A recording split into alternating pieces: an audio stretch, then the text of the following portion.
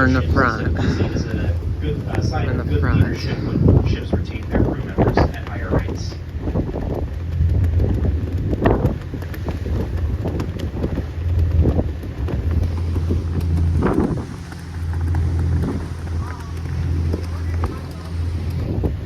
Coronado Bridge. It's heaven. That's my brother, hey. We got ships over here. We got big gray ones. Yeah. We got a big old bridge. Yeah. Here off our starboard side, we're giving you a closer look at the stern of that LPG. This is number 27, USS Portland. In addition to a well deck, you can also see that on top she has a helicopter hangar, which allows her to carry helicopters.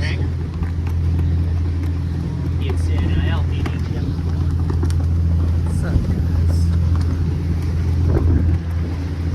And here we're passing by the stern of that LSD. Once again, if you look into that well deck, if this ship were conducting amphibious operations, you would see vehicles and hovercraft driving out of the back of that ship. Wayne landing right there.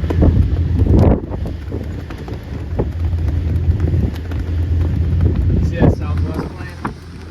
Oh yeah, Southwest plane. Yeah, I saw that. Flagship cruising. Now you will notice that many of these ships are flying multicolored flags from their masts. These are signal flags. Each and every one of these flags has a specific meaning attributed to it, whether it be a letter or a number. Those flags are raised up in sequences to send out messages. And we'll give you a closer look at the trimaran hull design of these littoral combat ships. In addition to having shallow drafts, the Navy designed these ships to be a lot faster than traditional Navy ships. They make use of water jets instead of traditional propellers. These allow these ships, when unrestricted, to travel at speeds in excess of 40 knots. That's faster than 45 miles per hour. That said, traveling at those high speeds takes a very heavy toll on the structure of these ships, so normally they tend to cruise around at a leisurely 20 knots.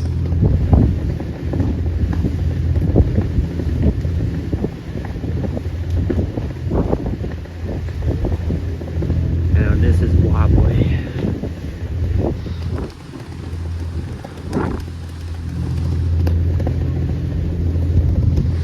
Somehow I like base my balances on this. Now here we're passing by off our starboard bow. We're going to pass by some of the true workhorses of the U.S. Navy. Another These Southwest are two Airlines Arleigh-class guided missile destroyers. These are the most numerous type of ship in the Navy's fleet today, and arguably their most successful current design. The Navy operates 74 ships of this type, with many more still being built to this day. They measure 505 feet long, sail with a crew of more than 300 sailors. They're armed with torpedoes, a 5-inch gun at the bow, and 96 guided missiles.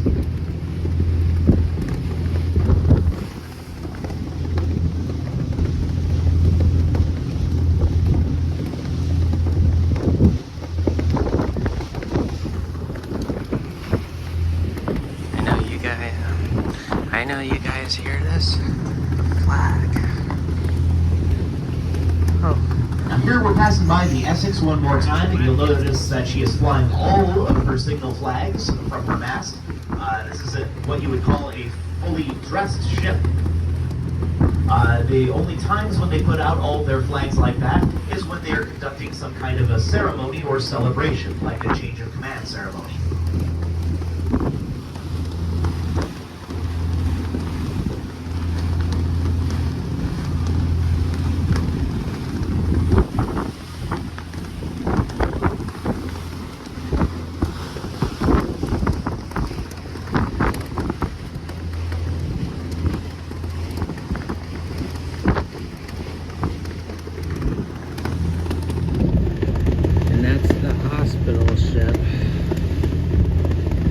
Like, I never seen one of those. We're going to pass by the hospital ship Mercy one more time. Now, chances are, you saw the Mercy in the news a few years ago.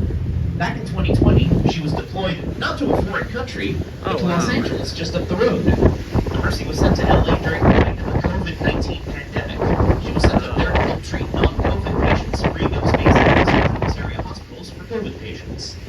Matter of fact, her sister ship, the Comfort, did the same thing over in New York City. There's the hospital ship. As we pass the Mercy, we pass the last of the piers owned and operated by That's the Naval Base Mercy San Diego. Hospital. We're now passing by the piers and shipyards operated by NASCO one more time. Now recently, NASCO has been building some of the... Alright, we're getting close to the bridge to get under where this is the Coronado Bridge. Number 210, the Sojourner Truth. Now these ships operate for the U.S. Navy, but they are operated by Military Sea Lift Command, so they are crewed primarily by a civilian crew. This matter is reflected by a blue and yellow stripe around their funnel, indicating that they are not operated by the Navy. They are There's operated by downtown Military San Sea Lift Diego. Command. Oh, excuse the wind, guys. This blue and white structure that we're passing by is NASCO's dry dock. This is what they use to lift those Navy ships out of the water to conduct heavy maintenance beneath the waterline. Basically how it works is the sides of this dry dock fill up with water which partially submerge it down into the bay. Ships are then guided in with tugboats and then placed on supports in the dry dock, kind of like a car on cinder blocks. The water is then pumped out of the side, which lifts the ship out of the water, providing you dry space for maintenance crews to work.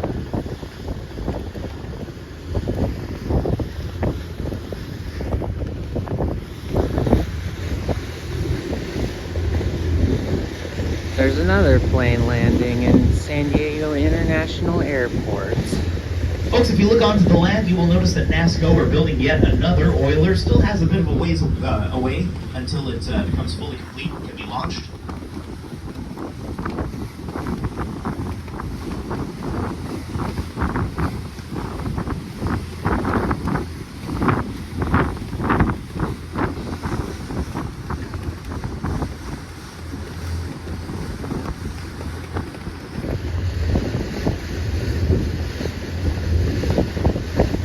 I think that's the United plane that's landing.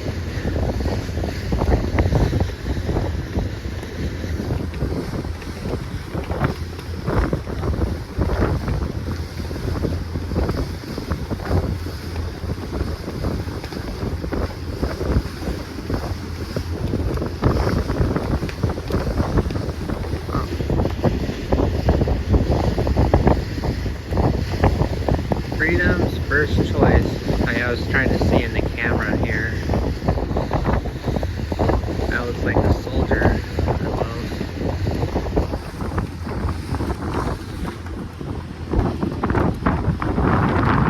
Alright, we're getting close to the bridge.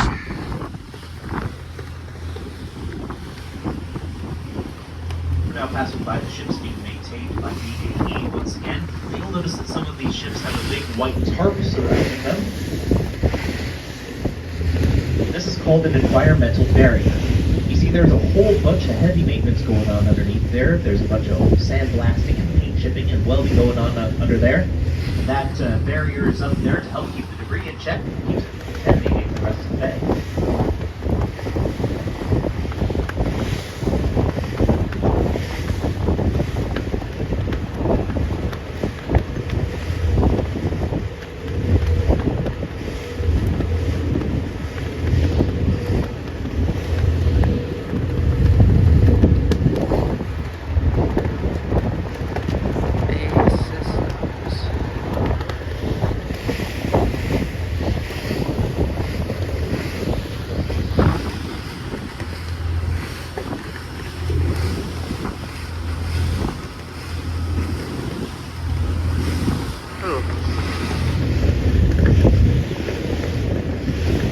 Oh, the person on the jet ski.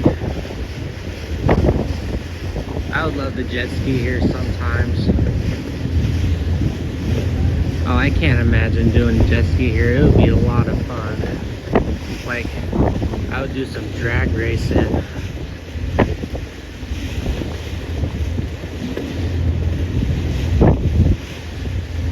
Oh, we got to do this. We gotta do some drag racing and jet ski. Oh, we got a boat coming right near us.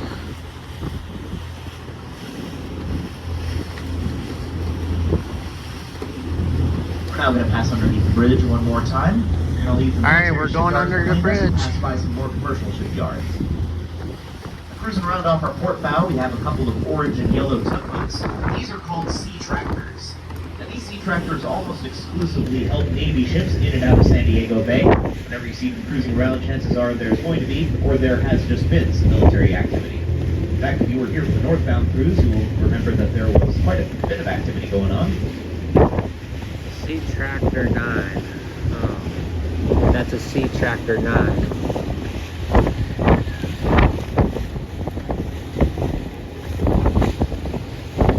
Oh yeah, sometime I want a jet ski here to cruise around and jet ski and accelerate as hard as possible. Be like, whoa! Here we go. Oh yeah, just like when there's sport cars racing in the highway, some of them just have a count to 3, and when they get to a count to 3, they start accelerating more.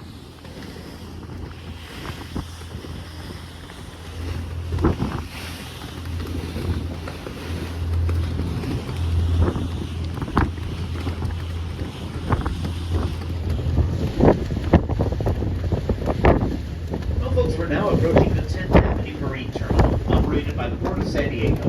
This is an important cargo terminal where foreign-made goods are dropped off and distributed nationwide through the BNSF rail yard on the east side of the terminal. Now, we don't have any cargo ships in today, but we do have a pollution control vessel, the Scope Responder. This is a kind of ship that goes out and assists in environmental cleanup missions. Alright, that'll be it for the video. Thanks for watching. I'll see you guys next time.